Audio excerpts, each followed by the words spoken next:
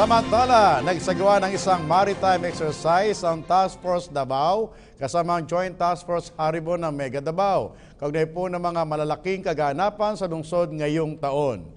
May report si Dayan Querer.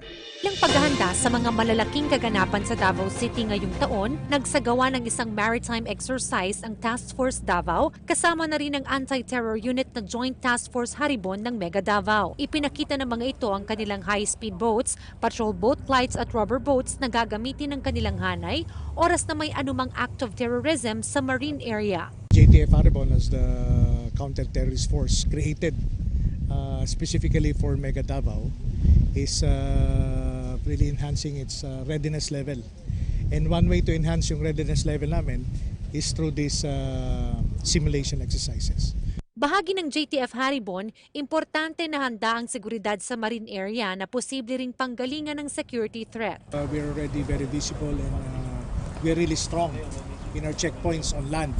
So it is highly possible that they will use the sea as their maneuver space, escape routes, or even avenues of approach going to Davao City.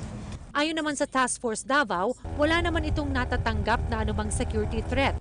Gayunpaman, naka-heightened alert ang kanilang grupo. Task Force Davao ngayon is talagang naka-full alert kami at naka-ready kami for the incoming activities na gaganapin dito sa Davao City. Samantala, bagamat nakahanda na ang TF Davao at JTF Haribon, hinihingi pa rin ng mga ito ang partisipasyon at kooperasyon ng publiko na mag-report ng anumang banta sa seguridad na kanilang mapapag-alaman. Para sa PTV News, Dayan Querer.